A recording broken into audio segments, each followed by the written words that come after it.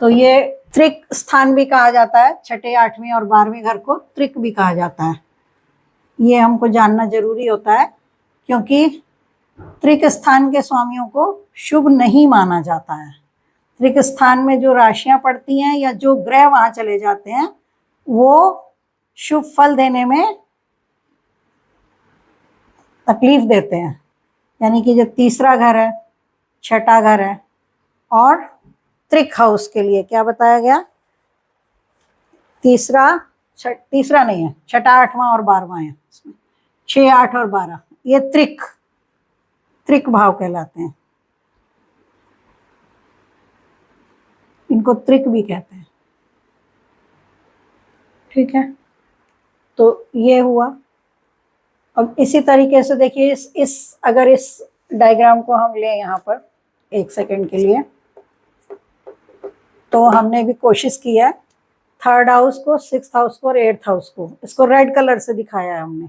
क्यों दिखाया है? क्योंकि ये रेड अलर्ट ही है एक तरह से। इसमें ध्यान देना पड़ेगा भाई इनमें इनके लॉर्ड्स कहाँ गए हैं, या इन हाउसेस में अच्छे हाउसेस का लॉर्ड तो नहीं पहुंच गया। लाइक जैसे अब ये वाला हाउस है, अष्टम भाव है, या ये हमारा छठा घर है। छठे घर में अगर लग्न का मालिक छठे घर में पहुंच जाता है तो हमें बहुत ध्यान देना चाहिए कि हमारा स्वास्थ्य कैसा है, क्योंकि रोग के घर में पहुंच गया वो। इसी तरह से अगर अष्टम भाव में चला जाता है तो अष्टम भाव विघ्न बाधा का है। यदि हमारा लग्न का मालिक अष्टम भाव में पहुंच जाएगा तो हमें विघ्न बाधा का सामना करना पड़ सकता है जिंदगी में। तो ये हमको देखना पड़ता है। इसी तरह से एकादश भाव है। एकादश भाव को कहते हैं लाभे सर्वा प्रशस्ता, ऐसा संस्कृत में बताया गया है। लाभे सर्वा प्रशस्ता यानी कि लाभ भाव में जो भी ग्रह पहुंच जाता है, लाभ भाव, ये है लाभ भाव हमारा, इसमें जो भी ग्रह पहुंच जाते हैं वो सब शुभता देने के लिए, धन की स्थिति के लिए अच्छे होते हैं। लेकिन अब हमने देखा था छठा घर हमारा रोग का है ना, इसको हमने दिया था ना, रोग का घर है ये। तो छठे से ये छठा है, 1, 2, 3, 4, 5, 6 है ना। तो ये भी रोग देने के लिए ये भी रोग का काम करता है। ये भी एक सिद्धांत है, ये सिद्धांत हम आपको आगे पढ़ाएंगे। तो अभी हमने हाउसेस का बताया, केंद्र के घर, त्रिकोण के घर बता दिए आपको, आय के हाउस बता दिए। ये संचित धन है हमारा, जो दूसरा घर है हमारा ये संचित धन होता है, यानी बैंक बैलेंस, क्या पैसा हम बचाएंगे, कितना बचाएंगे कि नहीं बचाएंगे, ये हमारा संचित धन है, बैंक। और ये कमाई है, आय है, ये लाभ। वैसे तो इसमें हर तरह का ही लाभ आता है, लेकिन धन का लाभ नॉर्मली ज्यादातर देखा जाता है, पर हर चीज का लाभ हमें देखना है तो हम यहाँ से देख सकते हैं। ये व्यय का भाव है। ठीक है, तो ये पहला घर हो गया, ये पहला घर ये हो गया, दूसरा घर ये हो गया हमारा। ठीक है, तो आज हमने पढ़ा कि हाउसेस को भी किस तरह से, इसी तरह से इस कुंडली में कोई भी कुंडली हो, यहाँ हमने बताया आपको ये पूर्व दिशा होती है। जब कोई घटना होती है या किसी जातक का जन्म होता है तो उस वक्त पूर्व दिशा में जो राशि होती है वो हमारे यहाँ आ जाएगी। सपोज किसी व्यक्ति का जन्म हो रहा है और उस वक्त पूर्व दिशा में तुला राशि है, तो वही राशि हमारी लगन में आ जाएगी। ये यहाँ पर आती है। और उसके बाद में जो दशम भाव में होगा वहां पर दक्षिण दिशा कहलाएगी। यहाँ पर ये दक्षिण दिशा आ जाती है। यहाँ पर पूर्व दिशा कुंडली में ऊपर होती है, दक्षिण दिशा दशम भाव में दक्षिण होती है, और यहाँ पर होती है हमारी पूर्व, दक्षिण, पश्चिम, और यहाँ उत्तर। अभी हम आपको आगे बताएंगे कि पूर्व दिशा में कौन कौन से ग्रह ज्यादा बली होते हैं, दक्षिण दिशा में दक्षिण दिशा में कौन कौन से ग्रह बली होते हैं, पश्चिम दिशा में शनि ग्रह बली होता है। अगर किसी कुंडली में शनि 7th हाउस में पड़ा हो तो इसको दिशा बल मिल जाएगा, क्योंकि शनि की दिशा भी पश्चिम है। इसी तरह से किसी कुंडली में यदि यहाँ पर गुरु ग्रह बैठा हो या बुध ग्रह बैठा हो, दोनों या दोनों बैठे हो, तो हम ये कहेंगे कि बुध और गुरु दोनों को पूर्व दिशा में है ये, तो इनको यहाँ पर दिशा बल, दिक् बल मिल गया। इसी तरह से मंगल और सूर्य को दशम भाव में, दशम भाव क्या है, ये दोपहर का समय है। समय को भी अगर हम जानना चाहें तो कुंडली से जान सकते हैं कि समय कौन सा समय है, जहां पर सूर्य होता है वो हमें समय को इंडिकेट करता है। जैसे कि हम आपको बताते हैं कि कैसे पता चलता है हमें। जैसे सपोज मान लीजिए किसी का सुबह का जन्म है, सपोज 6 o'clock, एक रफ कैलकुलेशन कर रहे हैं ना, 6 o'clock। अब 6 o'clock क्या है, मोस्टली सूर्य 6 बजे के आसपास निकलता है, 5:30 से 7:30 के बीच में। चाहे आप साल का कोई भी दिन ले लीजिए, 5:30 से 7:30 के बीच में ही सूर्योदय का समय होगा। 2-2 मिनट बढ़ेगा और 2-2 मिनट घटेगा। जाड़े होंगे तो वो बढ़ता बढ़ता 7:30 बजे तक हो जाएगा, और गर्मियों में 5:30 से 6:30 तक ज्यादातर सूर्योदय। गर्मियों में जल्दी सुबह होती है, जाड़ों में देर में होती है। तो एक हमने रफ कैलकुलेशन ले ली, सुबह का मॉर्निंग 6 o'clock ले लिया। तो अगर कोई घटना 6 o'clock के आसपास सुबह होगी तो उस कुंडली में आपको पता होना चाहिए कि सूर्य यहां पर आ जाएगा।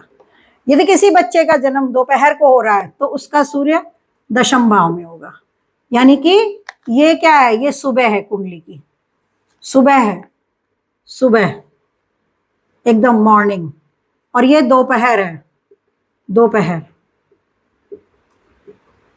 जैसे कि हम सब जानते हैं कि रामचंद्र जी का जन्म जो है 9वीं तिथि को भर दोपहर में हुआ था। तो श्री राम जी की कुंडली में दशम भाव में सूर्य है, क्योंकि दोपहर का जन्म है उनका। दोपहर में सूर्य दशम भाव में आ जाता है कुंडली के।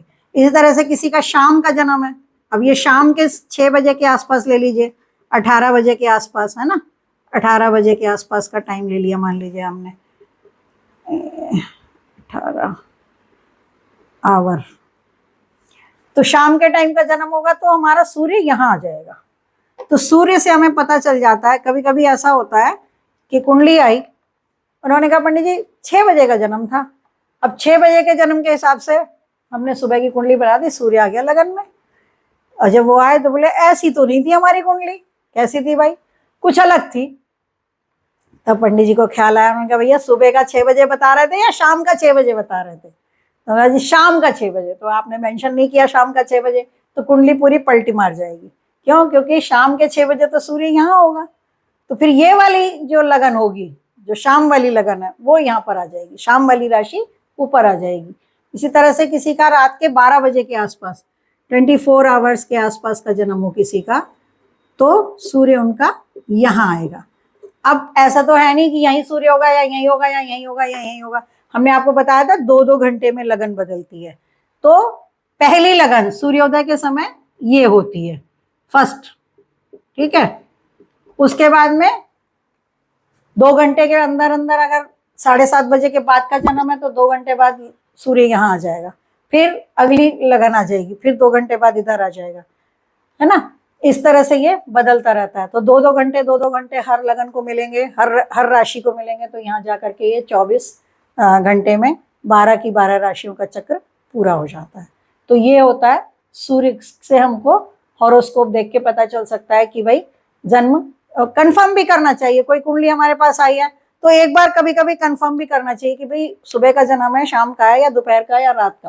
क्योंकि कई बार ऐसा हो जाता है कि हॉरोस्कोप में कुछ कंफ्यूजन्स हो जाते हैं।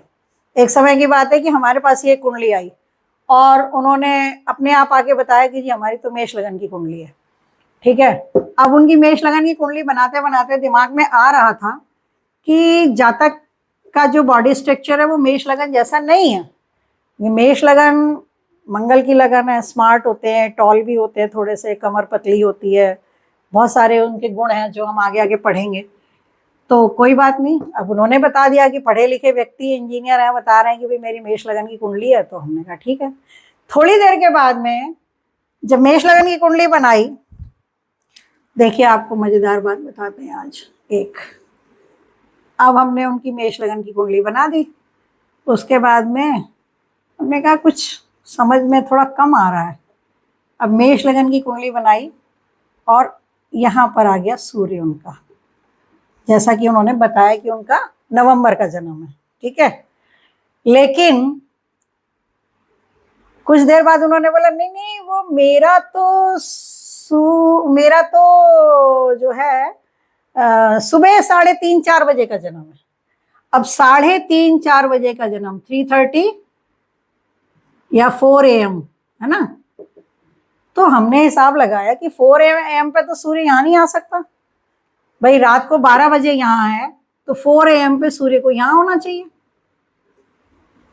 12 बजे के दो घंटे लगाए जाएं तो 4 AM के आसपास, जो उससे पहले पहले 3:30 बजे के करीब सूर्य को यहाँ होना चाहिए, क्योंकि उसके बाद 4:30 5:30 बजे तक यहाँ रहेगा, उसके बाद लगन में आ जाएगा।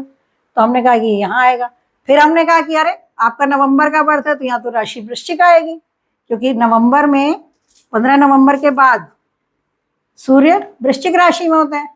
तो हमने उनसे बोला आपकी तो कुंडली ये बन रही है। हमने उनको बताया कि आपकी तो कुंडली कन्या लगन की बन रही है, क्योंकि आपने बताया कि आपका इतने बजे का जन्म है, आपने नवंबर का बता दिया कि आपका नवंबर का जन्म है, तो ये बन रही है।